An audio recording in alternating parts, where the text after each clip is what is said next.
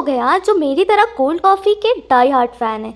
बस कॉफ़ी लो, शक्कर लो और एक स्पून गर्म पानी और छन्नी से घुमाते रहो घुमाते रहो। देखो कुछ टेस्टी सा पीना है तो मेहनत तो करनी पड़ेगी ना यार। बट ये सबसे इजी प्रोसेस है मेरे लिए। अपनी हालत ख़राब करने के बाद जब कॉफ़ी ऐसे फ्लपी बन जाए तो एक ग्लास लो, उसमें बर्फ़ डालो, चिल्ड मिल्क डालो और ऊपर से ढेर सारा कॉफ़ी डाल दो और बर्फ़ डालो और ऊपर से मैंने ग्रेट किया हुआ चॉकलेट डाला था। इसे पी के तो करंट सा ही लग गया कि इतनी टेस्टी कॉफ़ी हमने बनाई है। मज़ा ही आ गया। Bye bye.